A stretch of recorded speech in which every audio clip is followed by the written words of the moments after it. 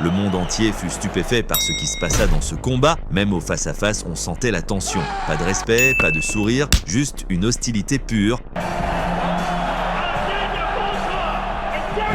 Derrick Lewis entra, sûr de lui, presque arrogant, comme s'il connaissait déjà le résultat. Mais dès que la porte de la cage se referma, la vérité apparut vite. Alexander Volkov évoluait à un tout autre niveau technique. Regarde ce balancement sauvage et bâclé que Lewis lance tôt dans le combat. Un coup sans préparation, sans précision, rien derrière, juste l'espoir. Chaque fois qu'il lançait une attaque désespérée, Volkov répondait par des combinaisons propres et tranchantes. Chaque contre repoussait Lewis et le mettait en mode survie. Pendant plus de 14 minutes, la bête noire n'avait pas l'air d'un destructeur, il ressemblait à un géant enfermé dans une carapace, se protégeant, encaissant coup après coup de Volkov. Alexander le démontait sans effort, jabs, low kicks, droite, tout touchait. On avait l'impression que Lewis était au ralenti pendant que Volkov était en accéléré. Les commentateurs se demandèrent combien il pourrait encore encaisser. Les fans en ligne annonçaient déjà la fin, persuadés que c'était une raclée à sens unique pour Volkov. Honnêtement, ça y ressemblait. Lewis était épuisé, amoché et visiblement frustré.